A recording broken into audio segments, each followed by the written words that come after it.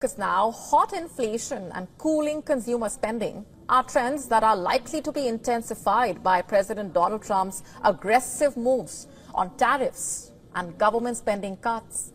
Stagflation fears are rising globally and in the US and will constrain the Federal Reserve's ability to cut rates further. Our next report telling you more. The new week is going to be hectic. With 25% tariffs announced on foreign steel and aluminium now extended to 25% levy on autos investors. Look for what else is subject to taxes on Liberation Day. This is when reciprocal tariffs will be announced on countries that have cheated America and will be in addition to the already announced measures. The crux of this issue is that US exports are hit by higher tariffs abroad than the equivalent foreign goods entering America.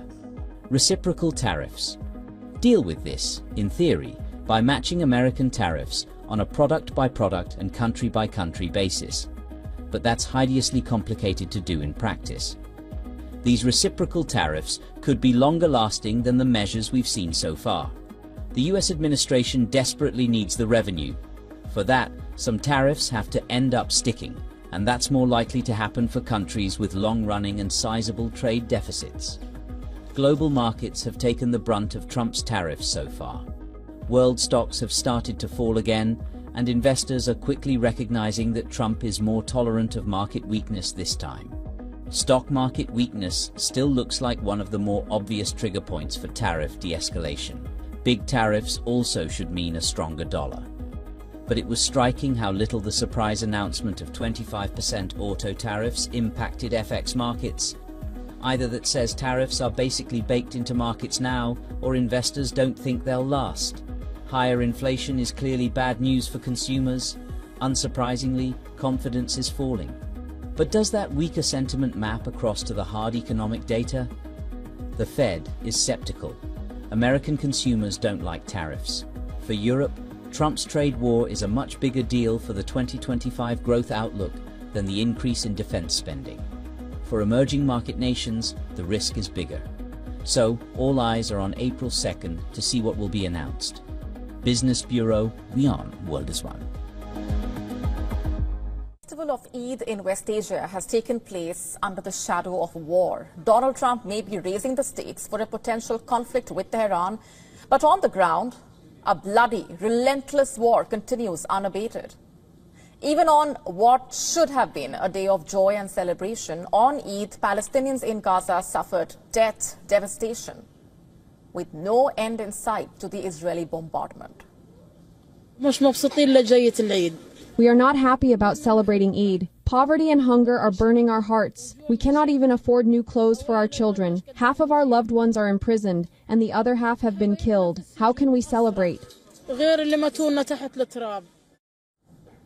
Now, as per the latest information, Israeli airstrikes have killed at least 80 people in Gaza, including children, in the last 48 hours. He was wearing Eid's clothes. I greeted him. He was happy. He rejoiced. But the Israeli army and the Jews, may God punish them. These children's joy was not complete. The Palestine Red Crescent Society also recovered the bodies of 15 missing emergency workers a week after their car came under Israeli fire. In a statement late on Sunday, the International Committee of the Red Cross said it was appalled at the deaths. It did not comment directly on the deaths of the Red Cross workers. But if that wasn't enough, it's looking like things are going to get worse.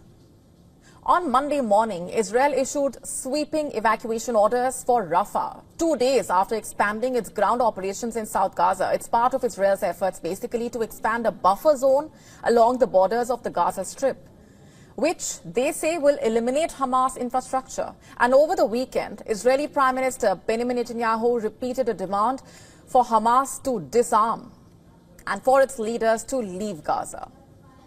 Netanyahu has vowed to step up pressure on the group if the Israeli hostages are not returned. He warned that Israel would work to implement US President Donald Trump's voluntary emigration plan for Gaza. Meanwhile, senior Hamas official Sami Abu Zuhri has said that Netanyahu's comments were a recipe for endless escalation in the region.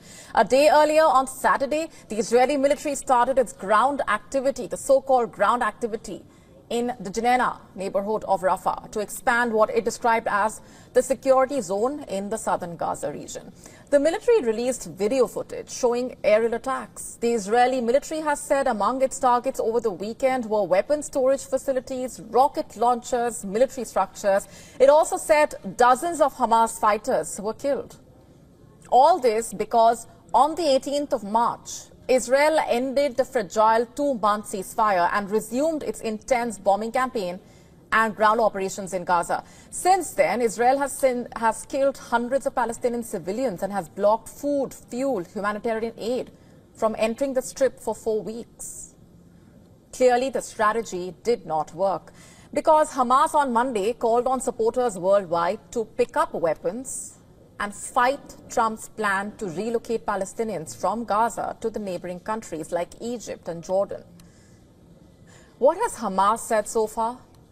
It is ready to relinquish Gaza's administration, but has reportedly warned that its weapons are a red line. Under these circumstances, are there any hopes for a ceasefire again? Well, it's hard to say.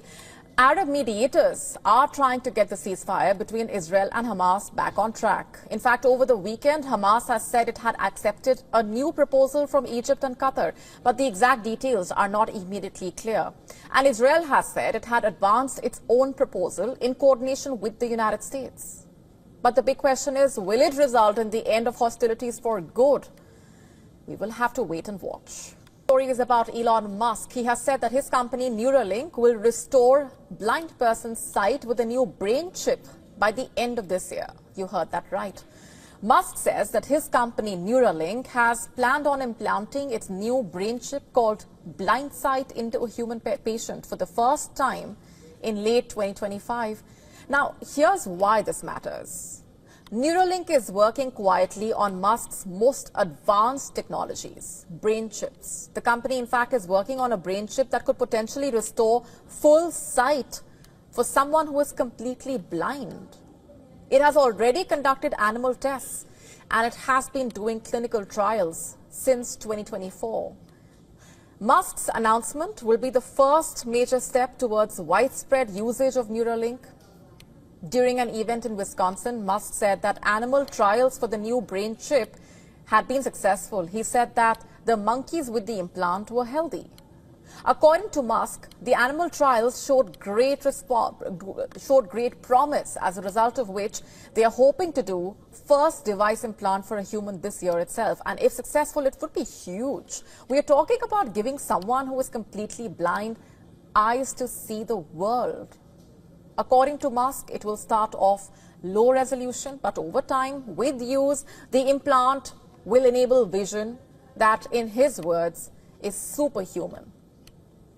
Now, it seems his company is already moving towards trademark. Musk's statement coming in a few days after Neuralink filed for trademarks for the term blind sight. But that's not all. Neuralink has also filed trademarks for the words telepathy and telekinesis. The first Neuralink brain implant was carried out last year itself in January 2024. 3 patients were given what Neuralink likes to call telepathic control over body parts that they previously had been unable to move due to disabilities. Neuralink is yet to specify a timeline for the rollout of the blind sight chip, but just to be sure, several rounds of testing of the technology will be done before this new technology becomes widely accessible for use.